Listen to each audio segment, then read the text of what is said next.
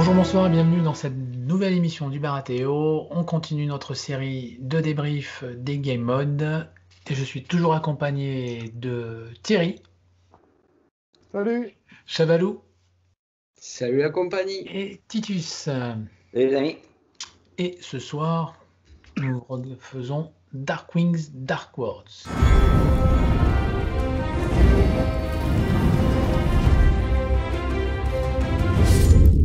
Le déploiement s'effectue jusqu'à 10 pouces de son bord de table.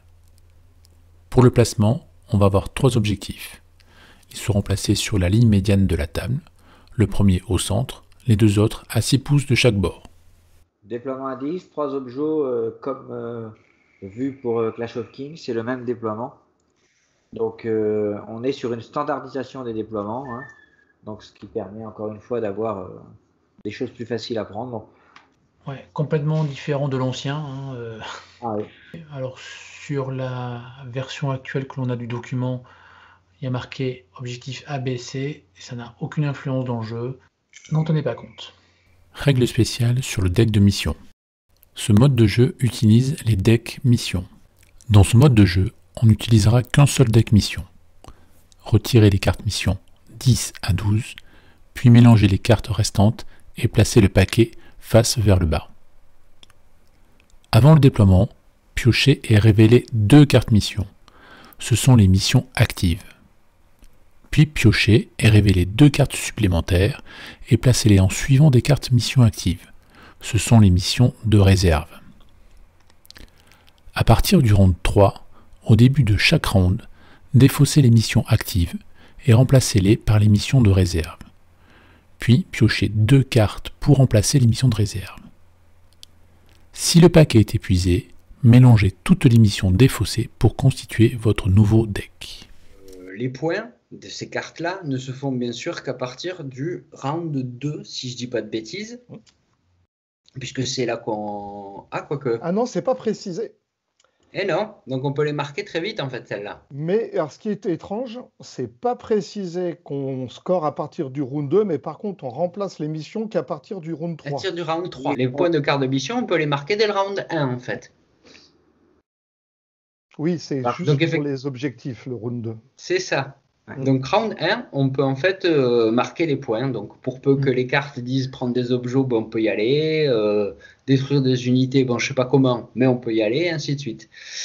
Et donc les missions de réserve ne rentrent en action qu'à partir du round 3. Et là, les 2 cartes qu'on avait actives, donc qui ont été actives round 1 et round 2, elles sont remplacées par les 2 cartes de mission de réserve. Et tu retires 2 cartes de réserve que tu mets en mission de réserve derrière. C'est ça. Exactement.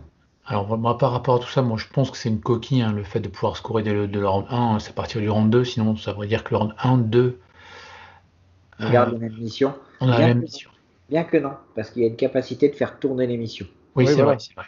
Capacité à la fois sur le NCU et à la fois sur le général. C'est vrai, c'est vrai. Mais justement, on va vraiment profiter pour parler de ces règles spéciales de remplacement de mission. Règle spéciale sur le remplacement des missions. Quand une UNC s'empare d'une zone, vous pouvez remplacer l'effet de cette zone par défausser une mission active et remplacer-la par une mission de réserve, ou défausser une mission de réserve. Puis piocher une nouvelle mission de réserve du deck. Durant son activation, le général peut abandonner son action pour défausser une mission active et la remplacer par une mission de réserve, ou défausser une mission de réserve. Puis piocher une nouvelle mission de réserve du deck. 2 possibilités possibles. Ouais, 2 possibilités, le NCU, voilà. Donc, et l'activation du commandeur. Il sacrifie son action Voilà. pour faire ça, le commandeur. Le cas où le NCU s'active, il s'active, mais qu'il n'y a pas de zone libre. Dans ces cas-là, il ne va pas sur le bord tactique et son activation prend fin. Donc, il ne peut pas faire d'action. Donc, un général NCU, pas bonne idée. Moins bonne idée. Au global, moi, c'est au global pas plus bonne idée. Alors qu'à l'inverse, dans ces scénarios, avant, les généraux NCU étaient plébiscités. Oui. Exactement. Donc, on bascule complètement de portage. Ah oui, oui. ça a vraiment changé, oui. Il a vraiment changé. Je veux mon neveu. Et ben du coup, on va attaquer le spécial rôle objectif. Règle spéciale sur les objectifs. Pour contrôler un objectif, à la fin d'un mouvement, il faut entièrement le recouvrir. S'il n'est pas entièrement recouvert, l'objectif n'est pas contrôlé. On contrôle cet objectif tant que l'on n'est pas engagé avec un ennemi ayant plus de rang que nous-mêmes. Pour les solos, on va compter le nombre de points de vie restants, ce qui correspondra au nombre de rangs. Aussitôt attaqué, aussitôt clôturé. C'est toujours la même chose. Il Ouais, faut. sur ce problème-là, hein, je crois. Non, c'est pas sur ces scénars-là qu'il y a un changement. Il y en aura, on Il y les en aura évoquera plus tard. Voilà. Mais Donc, sur ce scénar-là, c'est l'habituel. On recouvre. Ouais. La question des rangs, les solos, c'est les wounds. Et si on ne le recouvre pas totalement, il n'est pas contrôlé et il n'est pas réclamé non plus. Donc il est contrôlé par personne. Voilà. Ça, c'est très rapide. Et donc du coup, le spécial rôle Darkwing Dark Worlds. Règle spéciale scoring. Les cartes mission vont lister différentes manières de gagner des points de victoire supplémentaires pour les joueurs. Chaque mission révélée peut être scorée par n'importe quel joueur à partir du moment que les conditions sont remplies. À partir du round 2, les joueurs scorent un point de victoire par objectif contrôlé à la fin de chaque round. L'objectif contrôlé par votre général rapporte un point de victoire supplémentaire. C'est le scoring. Et oui. Et là, ça fait des gros changements, puisqu'on score sur les cartes de mission, on score sur les objectifs contrôlés à partir du round 2, Oui. avec le général, raison de plus pour que ce soit pas malin de le mettre en NCU, c'est que le général, il score +1 sur un objectif contrôlé, et en plus, on score sur les unités détruites. Voilà. Ça fait... Turbo scénar. Voilà, scénar qui, sur un tournoi, on peut peut-être prévoir moins de temps sur ce scénario. Peut-être pas le prévoir du tout. Il faut réfléchir comment le jouer. Moi, je l'ai joué une fois, 3 rounds. Ouais. Ah, c'est bien. Et 3 rounds avec... C'est le scénario du samedi soir pour aller boire un coup, ça. Voilà, Pour aller au bar à Théo. Ouais, c'est ça. pour savoir celui qui va payer l'apéro. Et puis, comme on l'a dit lors de Mission Deck, on peut scorer ces cartes de mission dès le round 1. Actuellement. Aujourd'hui, rien qui l'interdit. Après, il y a beaucoup trop d'effets de changement de carte. Enfin, je me dis que tu peux même pas tabler sur une seule mission parce que tu regardes, tu dis je veux faire cette mission-là, tu as un NCU qui arrive, il te la dégage.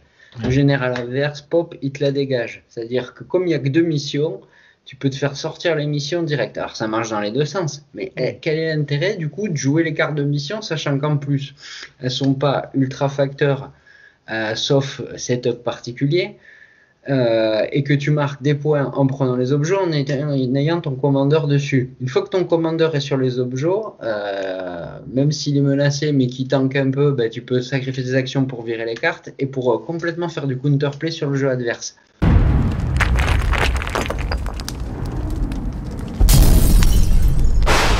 Mais moi, honnêtement, de scénar à carte, c'est celui qui me plaît le moins. Je trouve qu'il va trop vite, quoi. C'est un peu fouillis, celui-là. Autant l'autre, il fait plus scénar à carte, autant celui-là, ils ont tout mis, quoi. C'est une salade composée. C'est une Jifutu. J'étais enthousiaste jusqu'à le tester sur les 3 moyens de scorer qui me paraissent too much, ou alors il faudrait le monter à 12 points. Ce qui n'est pas dans la mouvance. Et donc, moi, je supprimerais pour moi, je supprimerais le score des objectifs pour le réserver aux missions. Mais après, on risque de se retrouver un peu trop proche de Winds of Winter. Donc, je sais pas, je suis partagé. Voilà, c'est pas celui qui me plaît le plus dans la nouvelle mouture. Bah, disons que c'est un scénario, alors encore une fois, moi je trouve bien qu'il y ait, comme tu dis, la possibilité de scorer partout, mais à l'inverse, on nous promet des parties plus longues, plus engagées, avec plus de réflexion, et lui il est tout à l'inverse. Elle va être plus courte, sans vraiment de réflexion, puisque ça va être conjoncturel en fonction des cartes posées, ça va être rapide sur le centre avec. Donc ouais, je sais pas trop quoi en penser. Il faudrait le voir. Il me fait penser un petit peu, Il me donne l'impression de ce que j'avais quand on jouait avec les anciennes versions à Clash of King, où moi les parties de Clash of King étaient trop longues, ça m'intéressait pas, c'était trop l'inverse. Tu avais plus d'unités, tu te faisais rattraper parce qu'ils revenaient. Enfin, voilà, ça me paraît un peu brouillon en fait. Voilà. C'est l'idée que j'en ai. Ok. Alors moi, inversement, comme ça, moi je le trouve ouais, génial. Plein de trucs à faire. Mais moi, je ne l'ai pas joué, hélas. Je ne sais pas encore ce qui est. Peut-être qu'en effet, en le jouant, on se dit, oh punaise, bordel. Il y en a de partout, ça va trop vite. Je sais pas. Mais comme ça, la mécanique de carte mission, on voit les suivantes qui vont arriver, etc. Je trouve ça pas mal. Voilà. Alors peut-être qu'il y a trop de moyens de scorer. Peut-être qu'en effet, le contrôle des objectifs, c'est en trop. Je ne sais pas, mais bon.